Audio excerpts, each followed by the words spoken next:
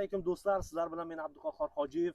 Do'stlar, bundan oldingi videomizda ushbu akamiz, ya'ni Bo'ronboy akamizni video roliklarini biz joylagan edik. O'sha vaqtda Bo'ronboy akamiz keyingi videoda oylik to'g'risida batafsil to'xtalib o'tishini aytib o'tgan edi va mana shu bugun o'z bo'sh vaqtimizdan foydalangan holda mana shu Bo'ronboy akamizni o'zimizni mana shu intervyumizga taklif qildik va ushbu intervyumizga o'zini javobini rad emasdan kelganligi uchun o'zim nomimdan, qolaversa siz aziz obunachilarimiz nomidan ushbu Bo'ronboy akamizga o'zimizni minnatdorchiligimizni bildiramiz.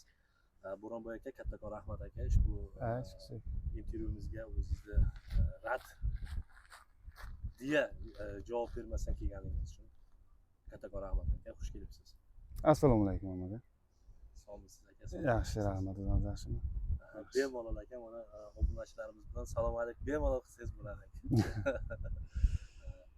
Xullas, Bo'ronboy aka, bu hozirgi kunda juda shov-shuvga aylangan bir savollardan bittasida shu Norvegiyada haqiqatan ham shu oylik juda yuqorimi degan savol juda ko'p yuribdi. Haqiqatan ham shu 25, 30, 50, 60 dollargacha oylik olsa bo'ladimi degan savol juda ko'p tarqalyapti. Shu savolga bir o'zingizni munosabatingiz qanday? Mana shu Norvegiyada yashab ishlab yuribsiz baribir. Shu haqida bir shu vatandoshlarimizga o'zingizni bir fikrlaringizni aytsangiz akajon. Nima deymiz? Norvegiyada hozir sredniy oyliklarning o'zi 20 yevrodan ko'proq soatiga.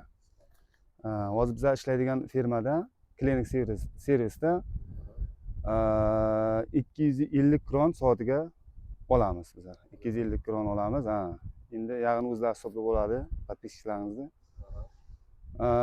Ishlasa bo'ladi, 40-50 euro ishlasa bo'ladi, faqat u shanba, yakshanba kuniga bo'ladi. Shanba kuni 50% to'lanadi, yakshanba kuni to'liq 100% to'lanadi. Masalan, endi hozir 50-100% deganingiz 25 yevro deb olaylik. 25 yevro deb olsak, 25 dollar deb olsak, o'sha 37,5 dollar bo'ladi. 100%ga o'tsa o'sha 50 dollar bo'ladi. 50 dollar bo'ladi, soatiga bo'ladi shunday bilan. Shu qo'liga qoladigan summami yoki undan qandaydir bir soliqlar ham to'lanadimi? Yo'q, u qo'lida qoladigan summa emas, u olinadi, nalog bor. Nalog katta bu yerda 35% nalogi bor, kvartira bor. Bordi keldi, yeb ichish hammasi o'zimizdan. Hammasi o'zingizdan. Qo'lingizga keladigan o'sha brutto, undan tashqari shunday o'sha soliqlar to'lanadi. Yaxshi aka, mana menimcha juda qisqa va lo'nda bo'ldi ushbu intervyumiz.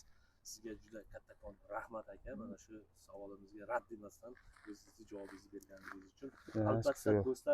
Albatta do'stlar, sizlarda qandaydir bir savollar bo'ladigan bo'lsa, bemalol kommentariyada qoldirishlaringiz mumkin ushbu savolga. Xudo xolasa, Bo'ronboy akamiz albatta vaqtingiz bo'lsa, keyingi videolarda ham agar savollar ko'payib ketsa javob bera olasiz. Bemalol behayolat. Sog'lik, salomatlik, savollaringizni kommentariyaga qoldiring. Sizlar bilan men Abduqahhor Hojiyev bo'ldim. Keyingi videolarimizda ko'rishguncha sog' bo'linglar. Sog' bo'linglar.